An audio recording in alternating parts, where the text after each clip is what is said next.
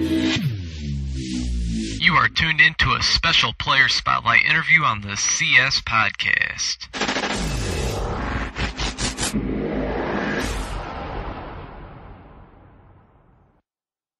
Welcome back to another episode of the CS Podcast presented by the NUC NFL Draft Bible, bringing you the names that you need to know first since 2002. Visit NFL Draft Bible. Follow on Twitter at NFL Draft Bible. As always, I'm your host, Chris Shanafel, and joining the show now for a player spotlight interview is 2016 NFL Draft prospect Jeremiah Kose, the linebacker out of the University of Montana. And we appreciate you taking some time to jump on the show, Jeremiah. Can you believe that your collegiate career has come and gone, and now here you are training for an opportunity at the next level? Yeah, honestly, it's just breathtaking and crazy to me, honestly, just because, I've been working for this dream ever since I was little, and now that this opportunity has arisen, it's kind of, crazy. Mm-hmm. And you've had a pretty unbelievable journey to get to where you're at right now, gearing up for the NFL, and we'll certainly talk about that. But first, I know a few weeks ago you were a late add to the NFLPA Collegiate Bowl down in California. If you can, talk about what that experience was like to, go back to your home state of California to play in one of the nation's top all-star games. Man, that was definitely a blessing to just be able to compete with some of the best guys that would be interesting entering the draft. So I feel like it was just a blessing to be a late entry into the game and just to see the speed and everybody else run around, and I'm just blessed. Mm-hmm. Yeah, absolutely. Again, one of the nation's top all-star games, the NFLPA Collegiate Bowl. What were some of the things that you wanted to show off in front of scouts that were in attendance down there? I mean, were there any questions about your game that you feel that you were able to answer throughout the week of practice and the game itself? I definitely wanted to be able to show the scouts that I was able to, run down on special teams and make plays, not just, on defense, but on the special teams aspect as well. Mm-hmm. And minus the NFLPA Bowl, in which I do see that it does sound as if you did impress down there. I was able to watch it, and I believe you were able to get a tackle for loss, if I'm not mistaken, or maybe it was a sack. I know you made some noise in the backfield, which really isn't anything new for you looking at your time at Montana, especially the last couple of years. But minus the NFLPA Bowl, Jeremiah, I mean, fill us in on some of the other things that you've been doing since your season has been over and where it is that you're training at. After the season, I've just been training down here in San Diego, actually, with Fitness Quest 10. I'm training with Todd Durkin, and he actually trained LaDainian Thomason, and Sproles was actually in today. So it was good to see, some of the guys that come back and work with him because, you can see that, things that he's doing is working for those guys. Absolutely. I'm sure it's pretty encouraging to see guys like a Darren Sproles come back and kind of, work out in the same facility as him, especially now as you get set for the NFL. Now, here you are, you're training, you're kind of getting yourself in track shape, or that's what they like to say. Do you have any specific numbers that you'd like to hit for your pro day? Any specific goals you have in mind? Specifically, I just really have one goal. It's just to run really fast times. I just want to be able to show the scouts that I'm fast enough to play in the league, and I think that's one of the biggest things. Coming from an FCS school, and if we can run with, the best of the best. Right. And can you give us a quick update as to what your current height and weight is, and is it any different than your usual playing weight? Again, here you are getting ready for track shape as you gear up for your pro day. Is your weight any different right now than it would be, let's say, mid-September? No, it hasn't really been changing lately. It's just I feel like it's just more, good weight, and I'm still at 230. So, I'm just trying to stay at, consistent 230, but a solid 230. Okay. And you're listed 6'6'1". Does that sound about right? Yes, sir. Awesome. Once again, he is Jeremiah Kose, the linebacker out of the University of Montana, here on the CS Podcast, presented by the NUC NFL Draft Bible, bringing you the names that you need to know first since 2002. Visit NFLDraftBible.com. And Jeremiah, I mentioned that you're from California. You're from Oceanside, California. You took the JUCO route as you were an all-conference linebacker at Palomar Community College. How did you ultimately end up at the University of Montana?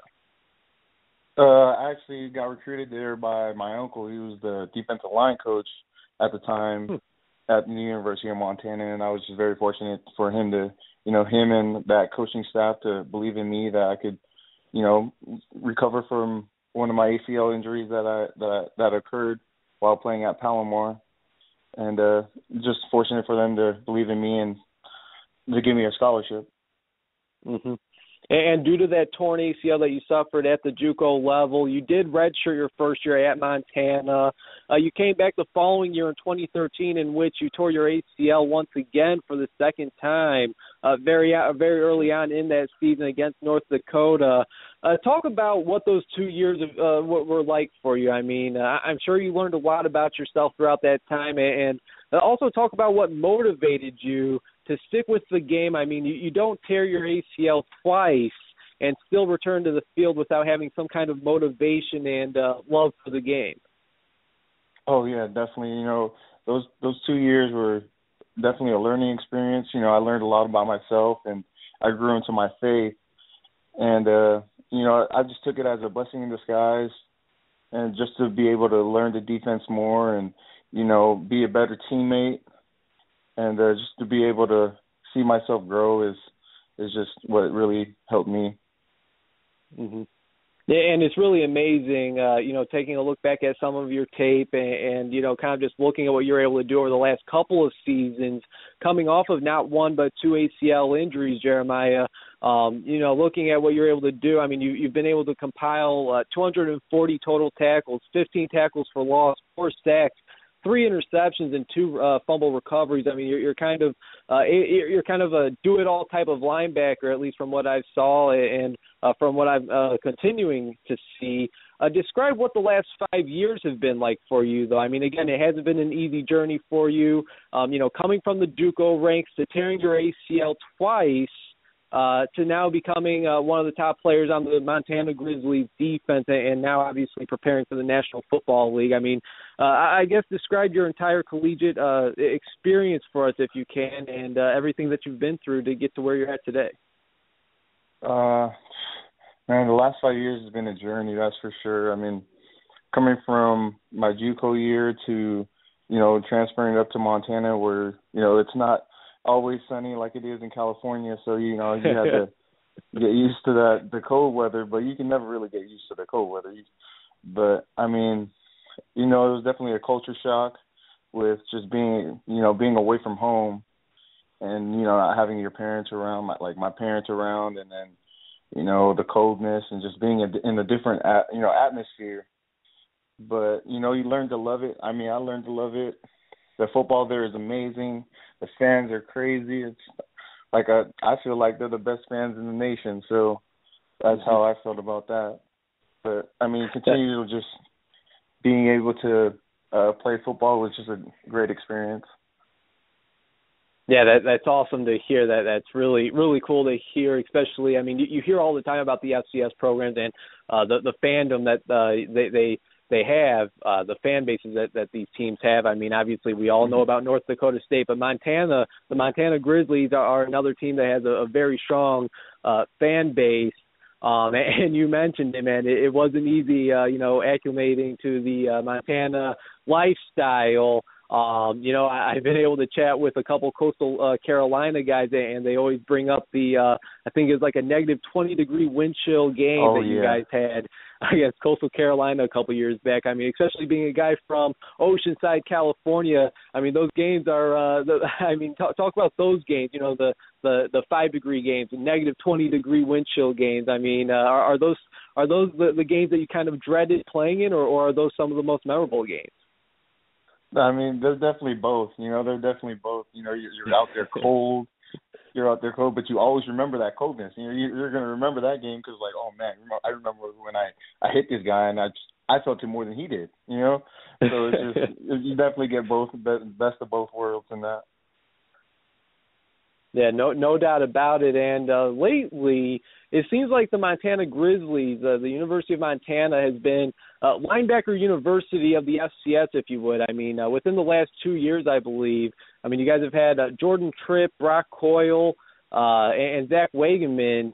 And now there's, of course, you. I mean, how encouraging is it to see some of your former teammates get that opportunity at the next level in the NFL? And by any chance, have you been able to keep in touch with any of those guys, and have they given you any advice as to what to expect or what you should do throughout this process? Oh, yeah, it's definitely encouraging to see, those guys make it to the NFL and actually, make a difference. And I talked to Tripp a few times here and there, and he just tells me to, enjoy the process, and, you got to enjoy every part of what I'm doing, because in the end, like NFL or not, you're going to have the memories of you working hard and working your butt off.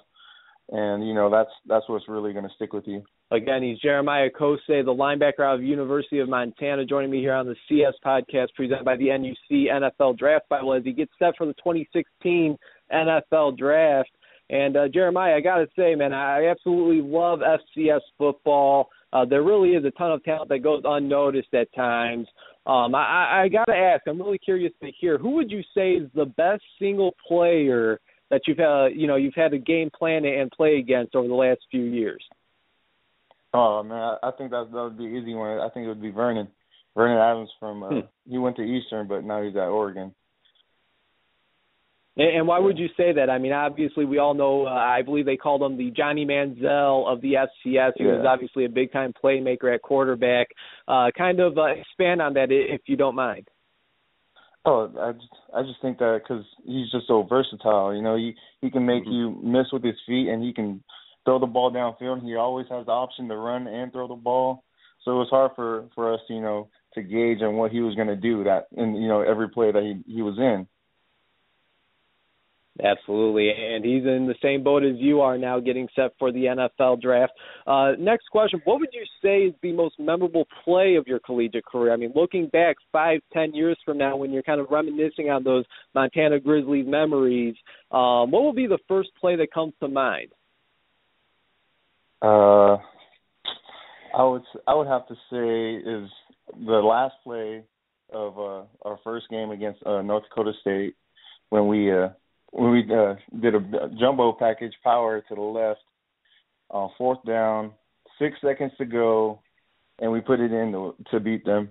Okay, all right, yeah, and again, that was the first game of the season, wasn't it? Yes, sir. Okay, yeah, so a great way to start the season, obviously, and again, against, at the time, the 4-time defending FCS National Championship. Since then, they've won a 5th straight. Talk about that if you don't mind. I mean, obviously, they were the team that knocked you guys out of the playoffs this year. I got to think you guys were heading into that game very confident. What was so different about that playoff game against North Dakota State compared to that opening game of the season? I think the difference was we just couldn't score points. Honestly, our defense was trying to play the catch up game, and the offense was trying to play the catch up game. So I don't think we were just mentally ready to execute every part of that game. Okay, and as somebody who has played the guy quite a few times, I have to ask. I mean, this is a guy that his name is heating up very quickly. His draft stock is rising like no other. Is Carson Wentz, the North Dakota State quarterback, the real deal? Yes, he is. He has a powerful arm. He's a big body. He can run. So I definitely give props to him, and he's definitely getting what he deserves as draft stock rising or whatnot. Yeah, and another one of those versatile quarterbacks. I mean, we mentioned Vernon Adams. Carson Wentz is another one of those guys that can kind of play all facets of the quarterback position. And what he was able to do this year, I mean, it was beyond impressive. I know I'm not going to spend too much time gloating about the North Dakota State Bison, but very impressive, obviously, what they've been able to do not only this year but over the last 5 years. Now back to your game, Jeremiah. What would you say is your biggest strength as a linebacker, and what is something that you feel that you could still work on to get better at? I feel like my biggest strength is, just getting to the ball and, always giving my full effort to get to the ball no matter where the ball is. I try to play sideline to sideline. And my biggest, what I need to work on is just being able to get off blocks and, shedding blocks and whatnot. Okay, and I believe I read somewhere in a recent interview, I believe you did. I wish I knew the website's name so I could give them credit, but I believe I read somewhere that you said that you can play both side and outside. Is that correct? Yes, that is correct. And talking about the versatility of those opposing quarterbacks, I mean, is the versatility of your game something that you kind of take pride in, being able to play not only inside but outside as well? I mean, those are really two different positions.